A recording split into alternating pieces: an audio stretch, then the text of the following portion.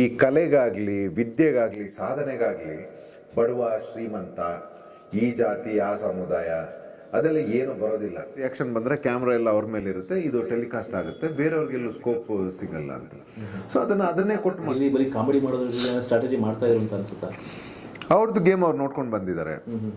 ನಮ್ಮ ವೀಕೆಂಡ್ ಎಪಿಸೋಡಲ್ಲಿ ಹೇಳ್ಕೊಂಡಿದ್ದಾರೆ, ಅವರು continuous follower ಅಂತೆ ಬಿಗ್ ಬಾಸ್. ಮತ್ತು ಎಲ್ಲೋ ಪ್ರಥಮ್ ಮತ್ತು ಹನುಮಂತು ಅವ್ರನ್ನ ಭಾಳ ಅವ್ರು ಫಾಲೋ ಮಾಡ್ತಿದ್ರು.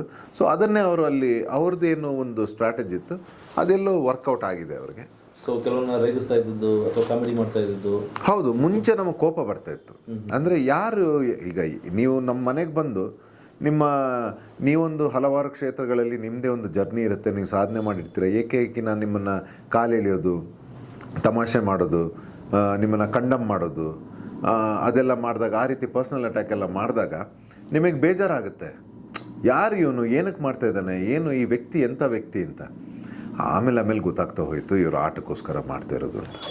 ಬಿಕಾಸ್ ಎದುರಾಳಿ ಹೆಂಗ್ ರಿಯಾಕ್ಟ್ ಮಾಡ್ತಾರೆ, ಸೊ ಅನ್ನೋದಕ್ಕೆ ಸ್ಟ್ರಾಟಜಿ ಯೂಸ್ ಮಾಡಿರ್ತಾರೆ ಅಂತ. ಹೌದು, ಆ ರೀತಿ ಕೊಟ್ಟು ಆ ರಿಯಾಕ್ಷನ್ನೇ ಅವ್ರಿಗೆ ಗೊತ್ತಿತ್ತು, ಈ ರೀತಿ ರಿಯಾಕ್ಷನ್ ಬಂದರೆ ಕ್ಯಾಮ್ರಾ ಎಲ್ಲ ಅವ್ರ ಮೇಲೆ ಇರುತ್ತೆ, ಇದು ಟೆಲಿಕಾಸ್ಟ್ ಆಗುತ್ತೆ, ಬೇರೆಯವ್ರಿಗೆಲ್ಲೂ ಸ್ಕೋಪ್ ಸಿಗಲ್ಲ ಅಂತ.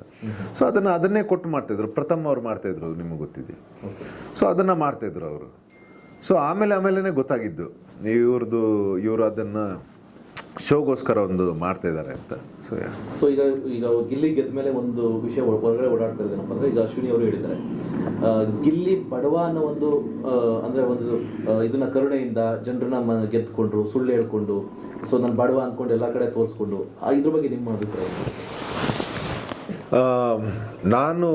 ನನಗೆ ಅದು ಕರೆಕ್ಟಾಗಿ ಅವರು ಏನು ಅಂತ ಗೊತ್ತಿಲ್ಲ. ಬಟ್ ಈಗ ಗಿಲ್ಲಿ ಅವ್ರನ್ನ ಹೊರತುಪಡಿಸಿ ಅದು ಒಬ್ಬ ಬಡವನ ಮಗ ಗೆಲ್ಲಬೇಕು ಅನ್ನೋದು ಭಾಳ ತಪ್ಪದು. ಪ್ರತಿಭೆಗಳು ಬೆಳಿಬೇಕು. ಈ ಕಲೆಗಾಗಲಿ ವಿದ್ಯೆಗಾಗಲಿ ಸಾಧನೆಗಾಗಲಿ ಬಡವ ಶ್ರೀಮಂತ ಈ ಜಾತಿ ಆ ಸಮುದಾಯ ಅದೆಲ್ಲ ಏನು ಬರೋದಿಲ್ಲ. ಈಗ ಒಲಿಂಪಿಕ್ಸ್ಗೆ ಹೋದಾಗ ನಿಮಗೊಂದು ಗೋಲ್ಡ್ ಮೆಡಲ್ ಯಾರಿಗೆ ಕೊಡ್ತಾರೆ? ಬಡವ ಅಂತ ಕೊಡ್ತಾರೆ. ಸೊ ಅದ್ರ ಮುಖಾಂತರ ಯಾರಾದರೂ ಒಂದು ವಿನ್ನಿಂಗ್ನ ಪಡೆಯೋಕ್ಕೆ ನೋಡ್ತಾ ಇದ್ದಾರೆ ಅಂತಂದರೆ, ಅಥವಾ ಜನಗಳು ಅದಕ್ಕೋಸ್ಕರ ಸಪೋರ್ಟ್ ಮಾಡಿ ಅವ್ರನ್ನ ಗೆಲ್ಲಬೇಕು ಅಂತಂದರೆ ತಪ್ಪು. ಉಳಿದಿದ್ದು ಪ್ರತಿಭೆಗಳು ಯಾರು ಕಷ್ಟಪಟ್ಕೊಂಡು ಬಂದಿದ್ದಾರೆ ವೇಸ್ಟ್, ನೀರಲ್ಲಿ ಹೋಮ ಮಾಡ್ದಂಗೆ ಆಗುತ್ತೆ. ಹಾಗೇನಾದ್ರೂ ಆಗಿದ್ದರೆ ತಪ್ಪದು. ಬಟ್ ಇಲ್ಲಿ ಗಿಲ್ಲಿಯವ್ರ ವಿಷಯ ಬಂದಾಗ ಬಡವ ಅಂತಲ್ಲ, ಅವ್ರು ಎಂಟರ್ಟೈನ್ಮೆಂಟ್ ಕೊಟ್ಟಿದ್ದಾರೆ ಜನಗಳಿಗೆ, ಅವರ ಎಫರ್ಟ್ಸ್ಗಳನ್ನು ಹಾಕಿದ್ದಾರೆ, ಎಂಟರ್ಟೈನ್ ಮಾಡಿದ್ದಾರೆ, ಅವರ ಸ್ಟೈಲಲ್ಲಿ ಒಂದು ಮಾಡಿದ್ದಾರೆ, ಅವ್ರು ಏನು ಪ್ರಿಪೇರ್ ಆಗಿ ಬಂದಿದ್ದಾರೆ, ಅದು ಹೊರಗಡೆ ಜನಗಳಿಗೆ ಎಂಟರ್ಟೈನ್ ಆಗಿದೆ. ಸೊ ಅವ್ರು ಎಲ್ಲೋ ಅವರ ಆಟಕ್ಕೆ ನ್ಯಾಯ ಕೊಟ್ಟಿದ್ದಾರೆ, ಅದಕ್ಕೆ ಅವ್ರಿಗೆ ಏನು ಸಿಕ್ಕಿದೆ ಅಂತ ನಾನು ಹೇಳಲಿಕ್ಕೆ ಇಷ್ಟಪಡ್ತೀನಿ. ನಿಮ್ಮ ಪ್ರಕಾರ ಆ ರೀತಿ. ಬಟ್ ಅಶ್ವಿನಿ ಅವರು ಹೇಳ್ತಾ ಇದ್ದಾರೆ, ಸೊ ಎಲ್ಲೋ ಒಂದು ಕಡೆ ಬಡವ ಅಂದ್ಕೊಂಡು ಈ ರೀತಿ ಮಾಡಿದ್ರು, ಇದು ಕಾಮಿಡಿ ಶೋ ಆಗಾಯಿತು. ಯಾಕೆಂದರೆ ನಿಜವಾಗ್ಲೂ ವೋಟ್ನ ಹೊರಗಡೆ ಇಡೋದಾದರೆ, ಸೊ ನನ್ನ ವೋಟ್ಗೂ ಗಿಲ್ಲಿ ವೋಟ್ಗೂ ಭಾಳ ಡಿಫ್ರೆನ್ಸ್ ಇದೆ ಅಂತ ಹೇಳ್ತಾರೆ. ಅಂದರೆ ಅವ್ರ ಅರ್ಥ ಎಲ್ಲೋ ಒಂದು ಕಡೆ ಇವ್ರ ಓಟೆ ಜಾಸ್ತಿ ಇದೆ, ಬಿಗ್ ಬಾಸ್ ಗಿಲ್ಲಿನ ಗೆಲ್ಸಿದೆ ಅನ್ನೋ ಥರ ಇತ್ತು. ಅದು ಆ್ಯಕ್ಚುಲಿ ಹಂಗೆ ಕಾಣಿಸುತ್ತೆ. ಇದ್ರ ಬಗ್ಗೆ ನಿಮ್ಮ ಅಭಿಪ್ರಾಯ ಅನಿಸುತ್ತೆ? ಈಗ ಅವರು ಹೇಗೆ ಗಿಲ್ಲಿ ಅವರು ಬಹುಶಃ ಅದೊಂದು ಅವರ ಪ್ರಯತ್ನದಲ್ಲಿ ಬೇರೆಯವ್ರಿಗೆ ಕಾಣಿಸಿರ್ಬೋದು. ಅಂದರೆ ಅವ್ರು ಹಾಕ್ತಿದ್ದಂಥ ಬಟ್ಟೆ ರೀತಿ, ಈಗ ನಾವೆಲ್ಲ ಅಲ್ಲಿ 24 hours ಚಳಿ, AC ಇದು ವೆದರು ಚಳಿ ಇತ್ತು. ಈಗ ಒಬ್ಬರು ಅಂಥ ವೆದರಲ್ಲಿ ಯಾರಾದರೂ ಮತ್ತು ಬಟ್ಟೆ ಇಲ್ಲ ಅನ್ನೋದು ಬೇರೆ, ಬಟ್ಟೆ ಇದ್ದು ಹಾಕ್ತಾ ಇಲ್ಲ ಅಂತಂದರೆ ಅವ್ರು ಹೇಳ್ತಾಯಿದ್ರು ಕಂಫರ್ಟ್ ಅಂತ. ಈಗ ಅವ್ರ ಬಾಯಲ್ಲಿ ನಾನು ಎಲ್ಲೂ ಬಡವ ಇದಂತ ಹೇಳ್ದೇ ಇರ್ಬೋದು. ಬಟ್ ಈಗ ಅವ್ರು ತೋರಿಸ್ಕೊಂಡಿರೋ ರೀತಿ ಅವರಿಗೆ ಆ ರೀತಿ ಪೊಟ್ರೆ ಆಗಿರ್ಬೋದು, ಅಶ್ವಿನಿ ಮೇಡಮ್ ಅವ್ರಿಗೆ ಅಥವಾ ಯಾರಿಗೆ ಆದರೆ ಹೊರಗಡೆ ಆ ರೀತಿ ಪೊಟ್ರೆ ಆಗಿರ್ಬೋದು. ಅದ್ರ ಮೇಲೆ ಈ ಟಾಪಿಕ್ ಬಂದಿರ್ಬೋದು. ಸೊ ಹಾಗಾಗಿ ನಾನು ಅದ್ರ ಬಗ್ಗೆ ಅಷ್ಟು ಕಮೆಂಟ್ ಆಗಲಿ ತಲೆ ಕೆಡಿಸ್ಕೊಳ್ಳಲ್ಲ. ಅಲ್ಲಿ ಏನು ಆಗಬೇಕಿತ್ತು, ಒಂದು ವಾಹಿನಿಯ ಎಂಡ್ ಪರ್ಪಸ್ ವಾಸ್ ಎಂಟರ್ಟೈನ್ಮೆಂಟ್, ಅದು ಆಗಿದೆ, ಅದಕ್ಕೆ ನ್ಯಾಯ ಸಿಗಬೇಕು, ಅವ್ರಿಗೆ ಸಿಕ್ಕಿದೆ ಅಷ್ಟೇ. ಬಟ್ ಅದೇ ಇನ್ನೊಂದು ವೋಟ್ ವಿಚಾರ ಒಂದು ಹೇಳಿದ್ರು, ಸೊ ಅದು ನಿಜ ಅಂತ ಅನ್ಸುತ್ತಾ? ಅದು ನನಗೆ ಗೊತ್ತಿಲ್ಲ. ನಾನು ಯಾಕೆ ಅಂತಂದರೆ, ನಾನು ಅದ್ರ ಬಗ್ಗೆ ನಾನು ಎಲಿಮಿನೇಷನ್ ಆದಮೇಲೆ ನನಗೇನೆಲ್ಲ ಕಿಚ್ಚನ ಚಪ್ಪಾಳೆ ಇದೆಲ್ಲ ಸಿಕ್ತು, ನಾನು ಅದೇ ಗುಂಗಲ್ಲಿದ್ದೀನಿ. ನನಗೆ ಎಲ್ಲೋ ನಾನು ಆಲ್ರೆಡಿ ನಾನೇ ವಿನ್ನರ್ ಅಂತ ನನ್ನ ತಲೆಯಲ್ಲಿ ಆಗಿದೆ. ಸೊ ನಾನು ಇದ್ರ ಬಗ್ಗೆ ಎಲ್ಲ ವೋಟಿಂಗ್ ಅದು ಯಾಕಂದರೆ ನನ್ನ ಆಟದ ಬಗ್ಗೆ ನನಗೆ ಮತ್ತು ಮುಂಚೆನೂ ಗೊತ್ತು, ಮತ್ತು ನಾನು ರಿಸೀವ್ ಮಾಡೋ ರೀತಿ ಬೇರೆ ಇದೆ sir. I am educated mature guy. ನಾನು ಎಂಡಿಂಗಲ್ಲಿ ನಾನು ಇದಕ್ಕೆಲ್ಲ ತಲೆನೇ ಕೊಡಲ್ಲ. ಅಲ್ಲಿ ಪೊಲಿಟಿಕ್ಸ್ ಆಗಿದೆಯಾ, ಅಲ್ಲೇನಾದರೂ ಸೆಟ್ಟಿಂಗ್ ಆಗಿದೆಯಾ ಅಥವಾ ಇದಾಗಿದೆಯಾ, ನಾನು ಏನು ಕೊಡಬೇಕು ಅದನ್ನ ಕೊಟ್ಟಿದ್ದೀನಿ. ಅದಕ್ಕೇನು ದಕ್ಕಬೇಕೋ ಅದು ನನಗೆ ದಕ್ಕಿದೆ, ಇನ್ನು ಏನಾದರೂ ಮಾಡ್ಕೊಳ್ಳಿ ಎಸ್ ಅಷ್ಟೇ. ಇನ್ನು ಅದಕ್ಕೆ ತಲೆನೇ ಕೊಡಲ್ಲ.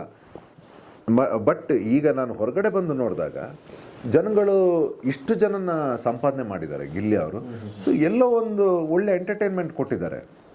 ನಾನು ಮತ್ತೆ ಹೇಳೋದಾದ್ರೆ ಅದಕ್ಕೆ ಜಸ್ಟಿಸ್ ಆಗಿದೆ ಅಷ್ಟೇ. ಸೊ ಮತ್ತೆ ನಾವು ಬೇರೆ ಬೇರೆ ರೀತಿ ಮಾತಾಡೋದು ತಪ್ಪಾಗುತ್ತೆ. ಆಕ್ಚುಲಿ ಈಗ ಜನಗಳ ಇದು ಸಿಕ್ಕಿದೆ ಅಂದ್ರೆ ಆಲ್ರೆಡಿ ಜನ ಗೆಲ್ಸಿದ್ದಾರೆ. ಯಾಕೆಂದ್ರೆ ಅಲ್ಲಿ ಮೆರವಣಿಗೆನಲ್ಲಿ ಇವಾಗ ನೀವು ನೋಡಿರ್ತೀರಾ, ಆ ಮೆರವಣಿಗೆನಲ್ಲಿ ಒಬ್ಬ ಸ್ಟಾರ್ ನಟ, ಈಗೇನು ಮಂಡ್ಯದಲ್ಲಿ ದರ್ಶನ್ ಅವರು ಅಥವಾ ಬೇರೆ ಯಾವುದೇ ಸ್ಟಾರ್ ಹೋದಾಗ ಇಷ್ಟು ಕ್ರೌಡ್ ಸೇರ್ತಾ ಇತ್ತು, ಅಷ್ಟು ಜನ ಕ್ರೌಡ್ ಸೇರಿದೆ. ಸೊ ಎಲ್ಲೋ ಒಂದ್ ಕಡೆ ವೋಟ್ ವಿಷಯದಲ್ಲೂ ಗೆದ್ದಿರ್ಬೋದು ಅಂತ ಅನ್ಸುತ್ತಲ್ವಾ? ಹೌದು, ನಾನು ಅದನ್ನೇ ಹೇಳೋದು. ನಾನು ಬೇರೆ ಎಲ್ಲೂ ಇದನ್ನ ನಾನು ಎಕ್ಸೆಪ್ಟ್ ಮಾಡಲ್ಲ. ಬೇರೆ ಯಾರು ಏನೇ ಹೇಳಿದ್ರು ಸ್ಟೇಟ್ಮೆಂಟ್ ಎಕ್ಸ್ಪೆಕ್ಟ್ ಮಾಡಲ್ಲ. ಬಿಕಾಸ್ ಅವ್ರು ಏನು ಎಂಟರ್ಟೈನ್ ಮಾಡಿದ್ದಾರೆ ಅದು ತುಂಬ ಜನಗಳಿಗೆ ಇಷ್ಟ ಆಗಿದೆ. ಅದಕ್ಕೋಸ್ಕರ ಜನಗಳು ಒಂದು ಜಸ್ಟಿಸ್ ಮಾಡಿದ್ದಾರೆ ಅಷ್ಟೇ ನಾನು ಹೇಳಲಿಕ್ಕೆ ಇಷ್ಟಪಡ್ತೀನಿ. ಬಟ್ ಬೇರೆ ನನ್ನ ಆ್ಯಂಗಲ್ ಅದು ಯಾವುದು ಯೋಚನೆ ಮಾಡೋಕ್ಕೂ. ನೀವೇನು ಪರ್ಫಾರ್ಮ್ ಮಾಡಿದಿರಾ, ನಿಮ್ಮ ಡೇರಿಂಗ್ನೆಸ್ ಏನಿತ್ತು, ಸೊ ಅದಕ್ಕೆ ಸಿಕ್ಕಂತ ಪ್ರತಿಫಲ ಕರೆಕ್ಟ್. ನನಗೇನು ಸಿಗಬೇಕಿತ್ತು, ಒಬ್ಬೊಬ್ಬರು ಒಂದೊಂದು ರೀತಿಯ ಶೋನ ನೋಡ್ತಾರೆ. ನಾನು ನೋಡಿರೋ ಶೋಗೆ ನಾನು ಜಸ್ಟಿಫೈ ಮಾಡಿದ್ದೀನಿ. ನನ್ನ ಮೇಲೆ ಏನು ನಂಬಿಕೆ ಇಟ್ಟಿದ್ದಾರೆ ಅದಾಗಿದೆ. ಸಿಕ್ಕಿಲ್ಲ ಅನ್ನೋ ಬೇಜಾರಿದೆ, ಫೈನಲ್ಗೆ ಹೋಗಿಲ್ಲ, ನನ್ನ ಟಾಪ್ ಅದು ನನಗೆ ಬೇಜಾರಿದ್ದೇ ಇದೆ. ಬಟ್ ಇನ್ನೊಂದು ಸೈಡಲ್ಲಿ ನೋಡಿದಾಗ ನನ್ನ 100% ನಾನು ಕೊಟ್ಟಿದ್ದೀನ, ಅದನ್ನು ಯಾರು ಐಡೆಂಟಿಫೈ ಮಾಡಿ ನನಗೆ ಇದು ಕೊಟ್ಟಿದ್ದಾರೆ ಅದು ಸಾರ್ಥಕತೆ.